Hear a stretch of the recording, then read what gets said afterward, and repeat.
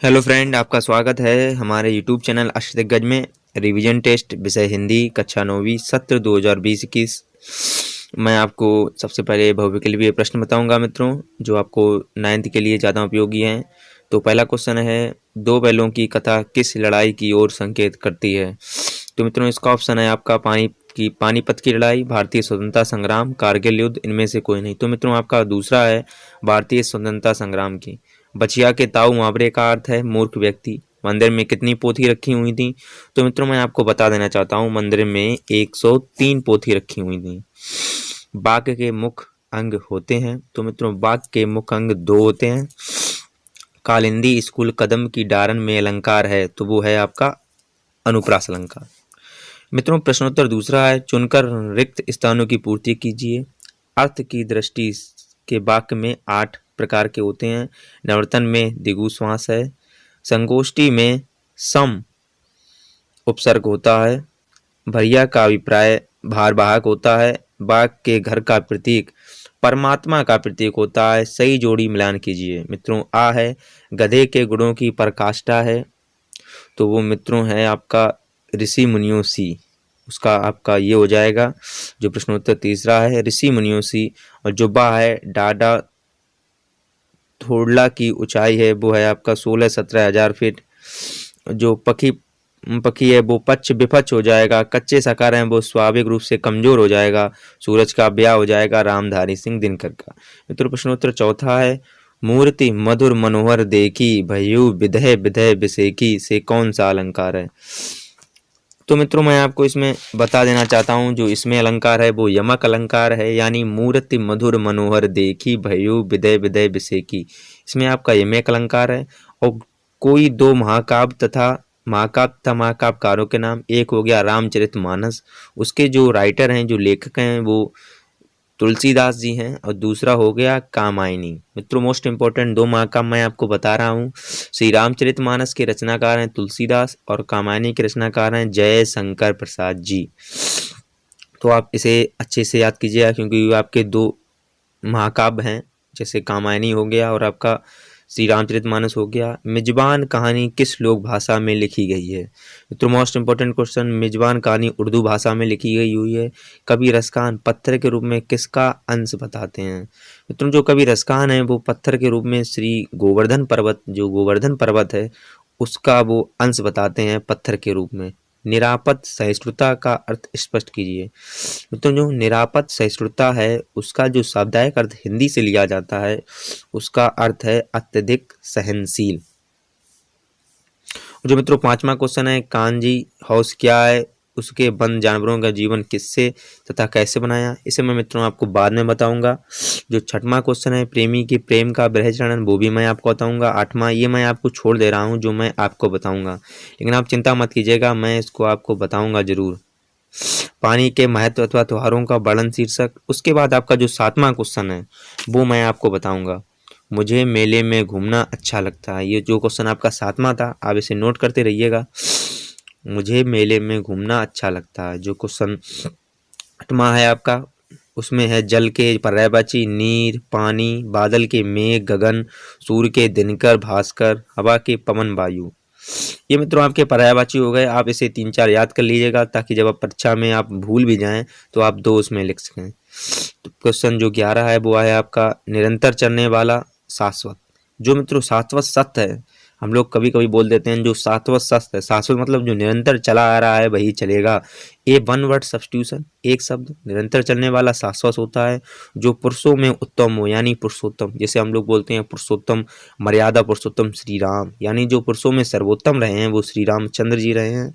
जो 12वां है, आज मैंने यह फिल्म पहली बार देखी। ये आपको शुद्ध करना होगा मित्रों, तो उसका आंसर आपको ये दिया गया है। वन वर्ड मैं आपको बता चुका हूँ।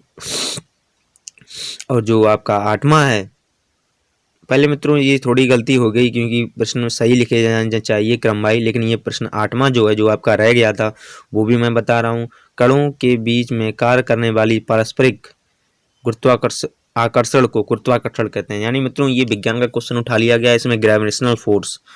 अब मित्रों आते हैं क्वेश्चन नंबर 10 में, उच्चारण। रोडना आ संगोष्ठी, निराकरण, परिनायक, अकु, गरीबी, मुखड़ा, आ। ये मित्रों आज 4 3 2 1 जोड़ा गया है इसमें। ये आप आसानी से कर सकेगा, इसमें कोई वो नहीं है, क्योंकि इसमें जो होता है लास्ट का अर्थ वो जोड़ा गया है। प्रश्नोत्तर 13 मैं आपको बता देना चाहता हूँ।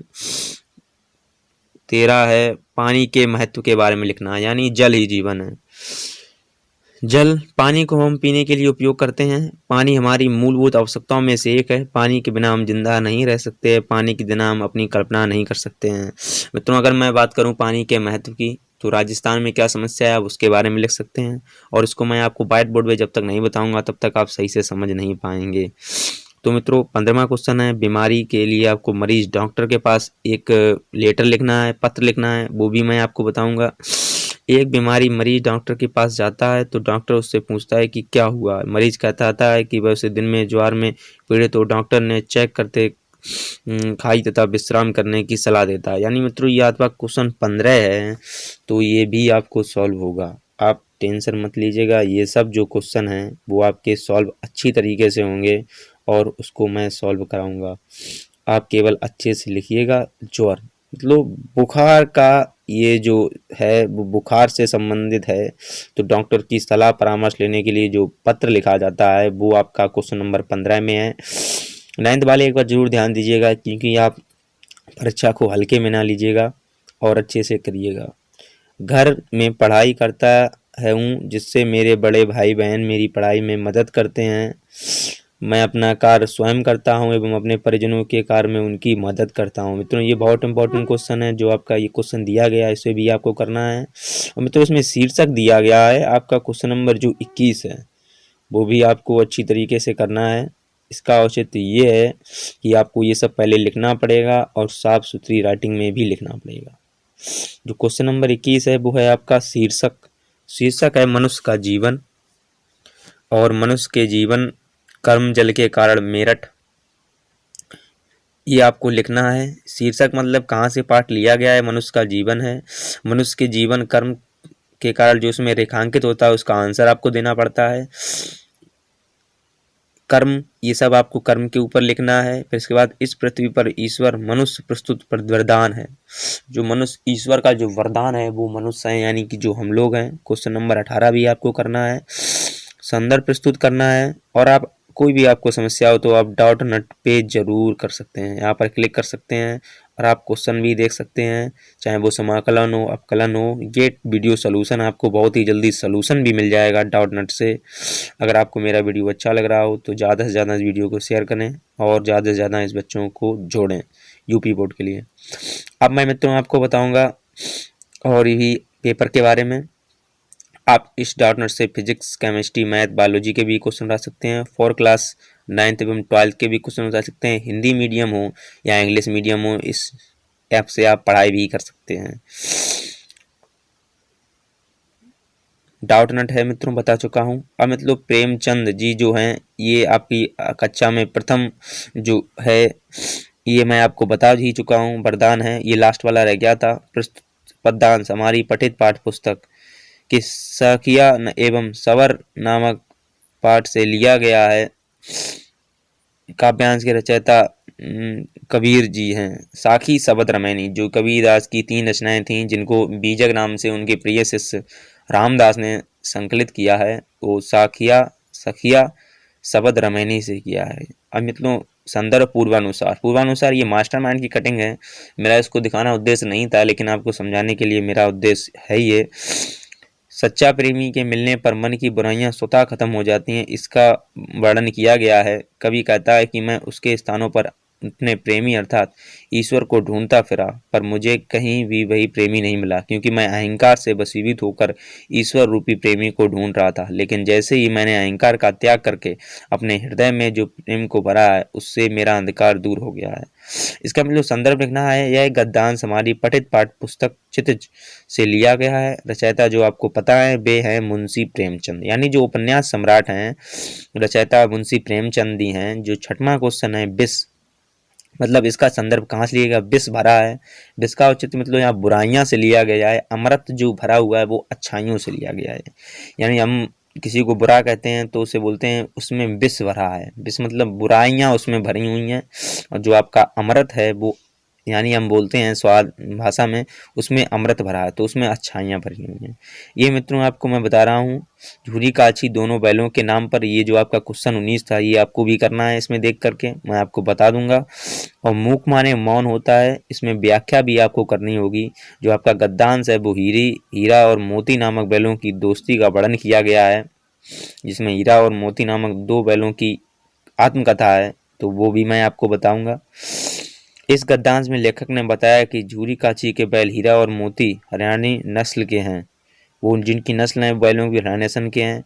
इसमें आपको क्वेश्चन नंबर 19 में आ गया हूँ। संदर्भ गद्यांश पाठ पुस्तक क्षितिज के नाम से लिया गया है, जिसके रचयिता कौन है, वो है मुंशी प्रेमचंद जी। तो आप नोट कीजिएगा, केवल आपको रचयिता पे ध्यान देना है और पाठ के लेखक का नाम देना है। आप अदरवाइज केवल अगर पाठ का नाम और लेखक का नाम भी डालते हैं तब भी कोई दिक्कत नहीं है। मैं आपको बता देना चाहता हूँ तब भी कोई दिक्कत नहीं है।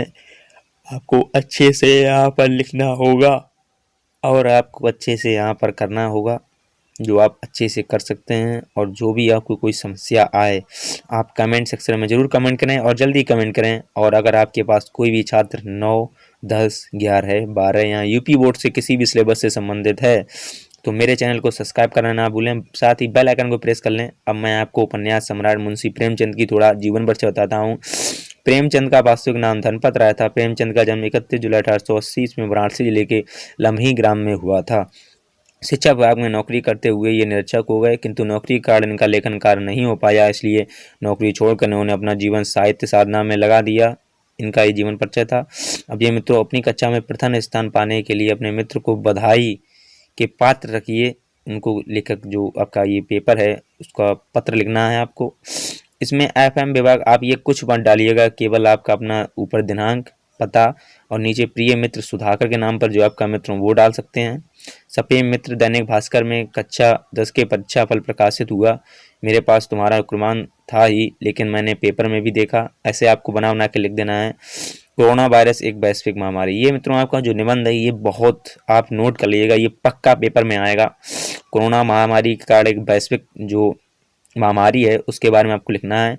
कोरोना वायरस क्या है इसके बारे में आपको लिखना है। कोरोना वायरस के लक्षण क्या हैं अब अच्छे से जान गए होंगे। कोरोना वायरस के प्रभाव क्या हैं, कोरोना वायरस के हमारे जीवन में क्या प्रभाव डाला है और समस्याएं क्या उत्पन्न हुई हैं। लॉकडाउन लग गया, क्यों लगा, कैसे इस प्रकार के संकट हुई, कैसे किसान की ज़िंदगी तबाह हुई, हर एक व्यक्ति की ज़िंदगी थोड़ी बहुत ना इफेक्ट पड़ा है।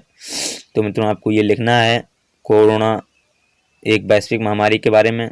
प्रस्तावना आपको सबसे पहले रूपरेखा तैयार करनी है। जब आपको निबंध लिखना है तो आपको पहले प्रस्तावना लिखनी है। जैसे प्रदूषण की मैं बात करूं, प्रस्तावना लिखना होता है। प्रस्तावना में लिखना होता है प्रदूषण क्या है, इसकी महामारी, प्रदूषण क्यों समस्या है, प्रदूषण क्या समस्या है हमारे समाज की, हमारे देश की, हमारी पूरी पृथ्वी की। फिर उसके बाद में आपको प्रदूषण के प्रकार लिखना है, फिर उसको आपको फैलाना है। जैसे कोरोना वायरस के बचाव के उपाय भी आपको लिखना है।